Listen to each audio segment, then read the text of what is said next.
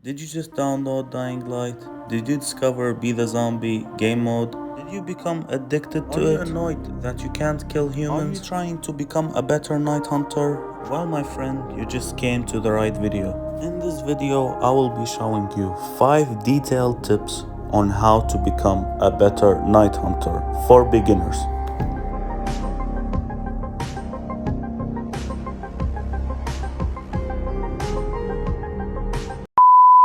I just launched my new Discord server, the link will be in the description below. Also, shout out to my boy Z Killer. Now without further ado, let's get right into the video. Coming on to tip number 1, movement is crucial. When it comes to invading humans, movement is always important. A human will always try to track you down and then drain you and finish you off. You want to prevent that from happening. Imagine a hunter is like a car. You start off with simple sprinting, and while you're sprinting, you can just simply steer right and left. But did you know, while you're sprinting, if you tendril on the ground, you can actually move a lot faster? So use this to your advantage and try to get used to it while you're moving forward, as you can see in this clip. Just tendril on the ground, jump while sprinting. It really depends on whether you're playing on controller or mouse and keyboard. On mouse and keyboard, if you're playing, the air movement as a night hunter is much more better than a controller's one. Take a look at this example. As you can see, mouse and keyboard players can steer right and left after they jumped.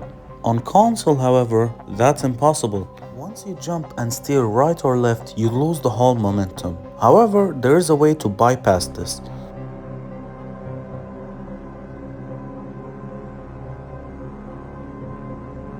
Yup, that's right. As you saw in the previous clip, the only way to bypass this is to not jump at all. If you jump, you will lose the whole momentum.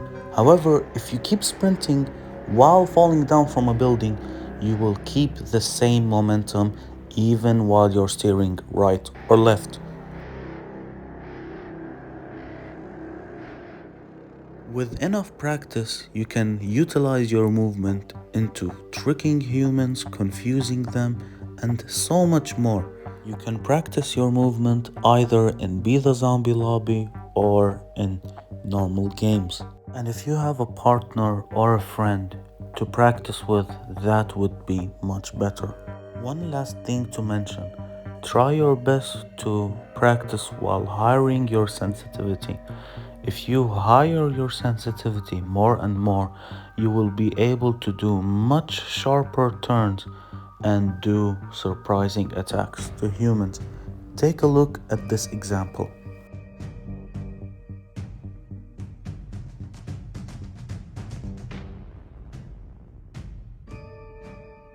As you saw right now, after ground pounding that buggy, I went for a sprint, tendril, sharp turn, leading it to a surprising tackle attack. A lot of humans would fall for this. And that's it for the first tip. For some reason, new hunters, and I don't blame them for that, they usually spit at humans. They don't even care whether the spit got them or not. They just tendril away, charge, and then spit again. That's not how you play as a night hunter. Now, here's how it works. Now, firstly, you got the Horde Spit, and what that does is it spawns Horde for you that instant kills the human. Then you got the UV Spit, which disables the UV light for a certain amount of time. Then you got the spit charging, where it launches the spit even further and faster. After that, you have the spit smash, where you ground pound the human, inflicting him with the spit, but at the cost of 2 spits. Then we got the Concussive Spit, which knocks down the human for a little bit of time. And then we have the Toxic Spit, which is a pool of venomous toxic that inflicts damage on the human. So coming on to the Horde Spit. If you hit the human with the Horde Spit, the best thing to do is not to leave him. Keep tackling him, keep ground pounding him. Always let him go back to the ground. If you got multiple humans in the lobby, always target the one who has the Horde, since he will most likely die. His teammates will try to protect him, but you need to be faster and be aware of your surroundings as well, since they're not gonna let you kill him. They might drop kick you, they might do any stuff that will stop you from killing him. Coming on to the UV spit. When the human is affected by the UV spit, your target is not only to ground pound the flare, but also the human with it, since if you miss the ground pound, the human might kill you. A really great combo that works with the UV spit is the UV block, since if you have enough stamina, you will be able to pounce a human just in time, as you're seeing in this clip. Another great example on this. Take a look at this clip. He grapples up thinking I'm about to ground pound him. When he grappled and got outside of the flare range, I saw it as a chance to pounce him, but it failed. As I failed to pounce him, I waited for him to grapple again, readied up my ground pounded him at the same moment, and then pounced him. And this was an example on how to confuse humans as you're killing them. Coming on to the concussion spit. After the new controversial update of Dying Light, this spit became more powerful. Before, what it essentially does is disable the survivor sense. However, now it knocks the human on the ground. Sweet. Take a look at this example.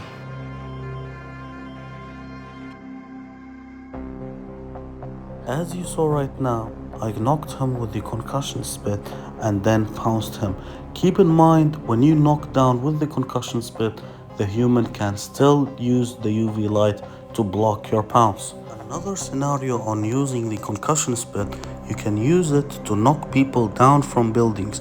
And yes, they do take fall damage fully. It is not reduced, so use it wisely.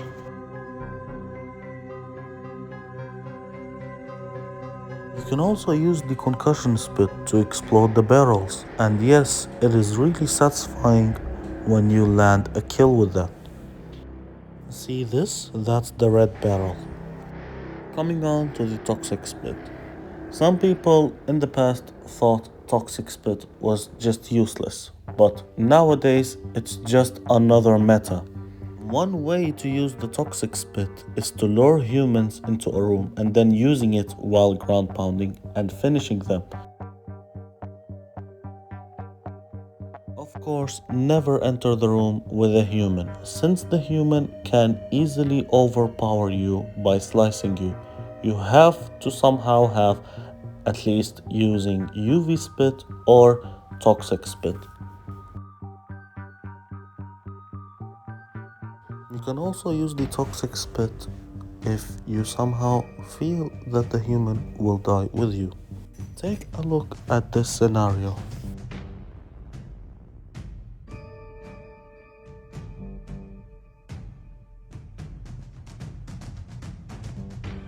You can also use the toxic spit while luring humans into you. And yes, this also applies to any other spit. You can also use the toxic spit, and this is more riskier method, but if the human is DFAing you. Sometimes the DFAs don't work coming from an experience, but there is nothing to lose if you spit one more time before dying, if you have any other spit. Now this is your reminder to subscribe and like this video. It's free and I would really appreciate it. Now the reason why I brought you this photo, because it is crucial for tip number 3. Do not purchase the ground pound knockback and the tackle knockback. Trust me, you don't want to do that. It ruins the efficiency on finishing the human off. Remember when I spoke about the newbie hunters, the way they spit? Well, on this tip, I'm gonna explain more efficient ways to spit instead of just spitting anywhere. The first combo we're gonna talk about is GP spit, which stands for ground pound spit. The GP spit has always been nerfed since Be the Zombie existed.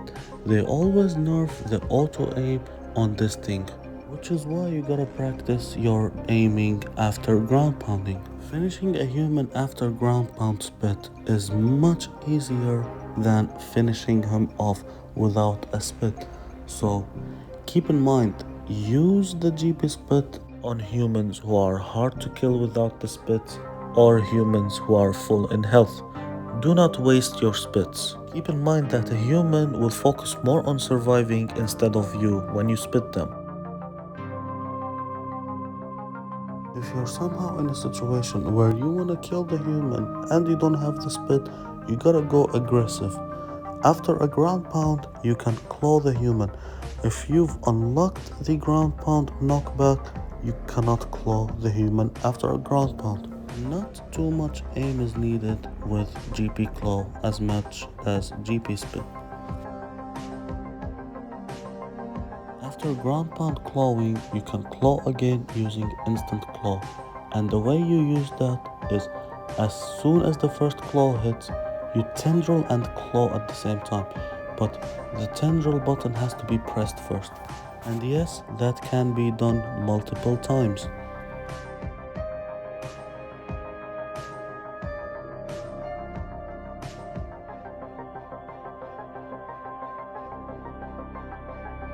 Animation abusing is basically locking a human into an animation where he cannot defend himself or not even enough to kill you. Take a look at this scenario. I made sure that I had enough stamina. I ground pounded the human, clawed him and pounced him again. After that I went for another ground pound and a claw, and then for another pounce, leading it to a ground pound and finishing him off with a claw. Keep in mind you have to have enough health and stamina to animation abuse, and it is better to do that in a 2, 3 or 4v1, and especially if you're alone with another human. Following up the ground pound with a tackle is not a meta anymore. For some reason, I still see hunters doing that. Well, my friend, most of the humans just evade your tackle easily and then they punish you with a heavy. It is more recommended to use the ground pound tackle when you ground pound the human off a building, and then you continue on to finishing them off. If you ground pound on the ground, it is just better to go for a claw or spit. If you ground pound off a building, try to go for a tackle. It is much better and you have to do it quickly, just before the human grapple cancels, because he can still evade your tackle.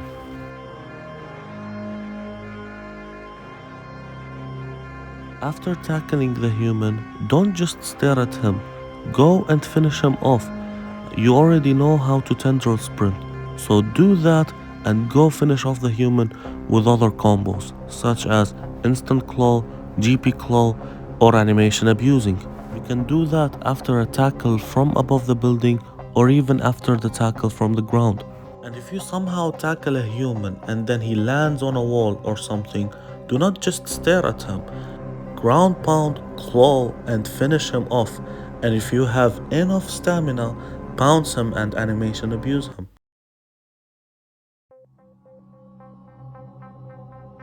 All what you learned so far from the previous tips were the basics. Now it's gonna get more advanced, so ready up.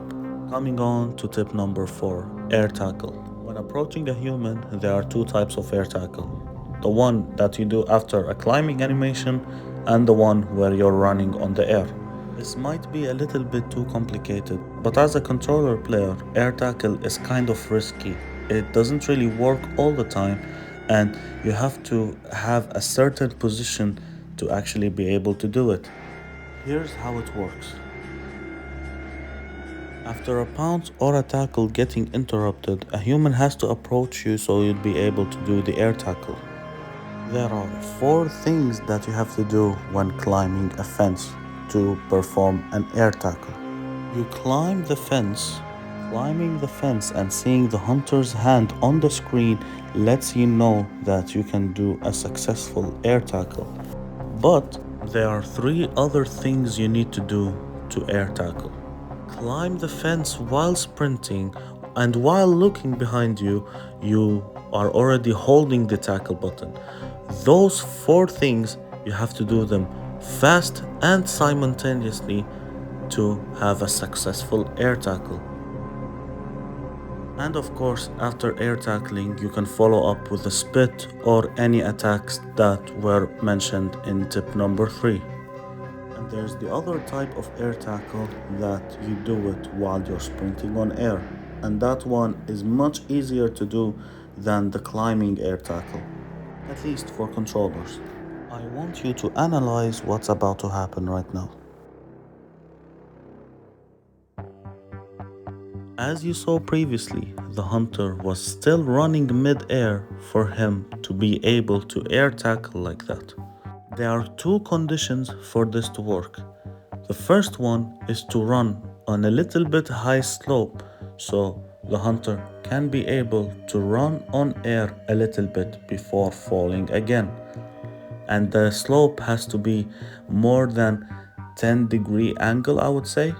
And the second condition, to make it easier for you, you need to howl. I tried without howl. Just tendril on the windshield. There you go, you went up without howl. I went up without howl, okay. But with howl, it makes it easier for some reason. See? With howl, you can literally end it like that. You're gay, you... You see how you can do it with the howl? It's so gay. The things are still affecting you. Wait, what? You made that? No. Other than that, it's not really required, but for me personally, howling makes it much easier.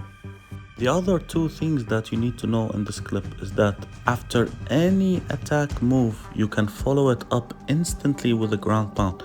It doesn't have to be a claw and a ground pound. After spitting, clawing, tackling, anything, if you hold the ground pound button, the hunter can immediately ground pound after that. And of course, you can follow it up with other attacks as mentioned in tip number 3.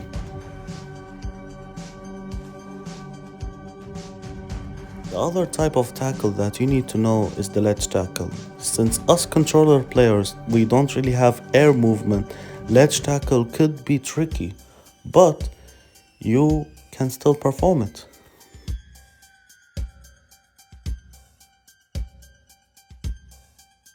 Another insane type of ledge tackles that you can do are like these ones, and I really don't know how it's possible, but as long as the tackle range is still enough and the hunter can stand on it, then you can simply do it. The other type of tackle that you need to know is instant tackle, and this one is really easy to do. Basically, after a successful tackle, you can tackle again and again as long as you're standing on the ground. And the way that's done, you keep holding the tackle button without moving the thumbstick. And to do it faster, you can move the thumbstick after you're sure that the human got out of the animation. Keep in mind that in 2, 3 or 4v1s, as long as you're in that tackle animation, you can instant tackle even behind you as long as you're not moving the thumbstick. Just look behind you, look right or left wherever the second human is, and you'll be able to tackle him. And yes, instant tackling is also possible after a dropkick. The same thing applies, just keep holding the tackle button, but you need to be sprinting while getting dropkicked. That's the only condition.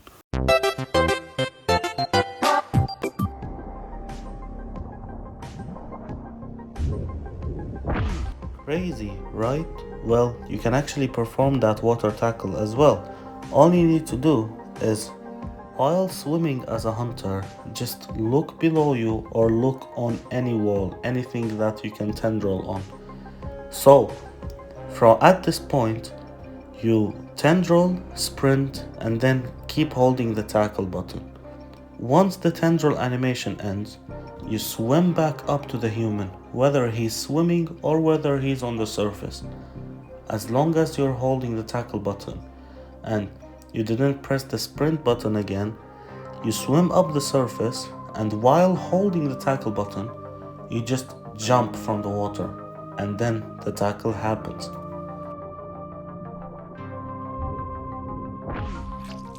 And there are other water attacks that you can perform underwater, whether the human is on the surface or not. And these are ground pounding underwater. And the way you do that is basically hold the ground pound and tendril. Literally that easy. And you can also spit. So you do the same thing with the ground pound. Just tendril and spit. and it will happen if you really want the human to lose that bad underwater. And you can also pounce underwater. But to pounce underwater, you either do a ground pound or a water tackle. One of these will allow you to pounce the human, since they're not in the swimming animation when you do it to them. And yes, to pounce the human underwater, you need to tendril first.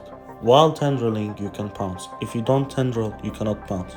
And then lastly, fall damage underwater. Yes, that's possible if the human falls at an extreme height to the water.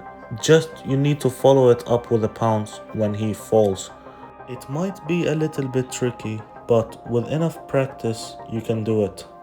In a 2v1 situation, you can even prevent rezzing by literally just tendriling and pouncing, since the human will be in an animation where he's rezzing, so it is possible to pounce him. And you can use other attacks as well underwater, just like I showed you before, spitting, ground pounding, or tackling.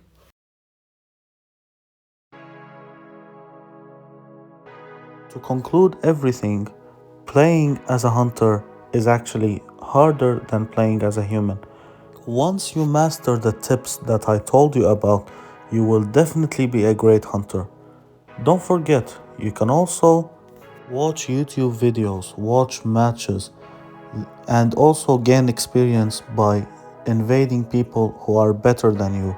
If you invade someone at your level, you will definitely become better at some point, and then you won't really learn anything by invading them over and over again. Of course, playing with the homies is great, but to get better, you need to invade better players than you. And trust me when I say this, you actually gain experience and have more fun while doing so. After all, it's really fun to play as a night hunter, and the way Techland made Be the Zombie game, and somehow it is criminally underrated. We're almost nearing 9 years anniversary of this great game, and it's been a great journey so far. I really enjoyed playing this game with a lot of communities, PlayStation 4, Xbox, and PC players. The people whom I met, thank you so much, really, deeply in my heart. I decided to do this video as one of the last things maybe I'll leave behind before quitting Dying Light for good, but maybe I'll do that soon, or maybe sometime later. If you've reached until this very point, thank you so much, deeply in my heart. I really appreciate it, and I really hope my tutorial somehow helps you to become a better night hunter. If you have any question, you can leave it down in the comments below. And yeah, use your hunter experience to play and have fun with people.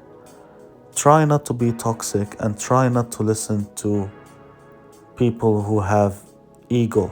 I know it's Dying Light community and usually everyone is toxic, but if a lot of people are acting that way, you shouldn't be like them. And yes, it might sound cringe that I'm speaking like this, but I really don't know what to say.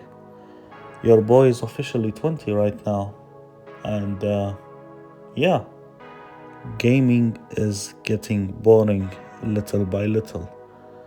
And the only thing that I got to play that I actually kinda have fun with is Dying Light.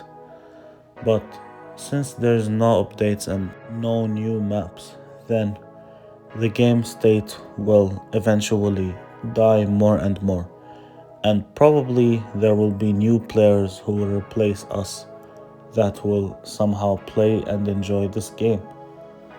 And yeah, thank you guys for watching. I really hope this tutorial helped you somehow. And yeah, stay safe, take care, and have a good one.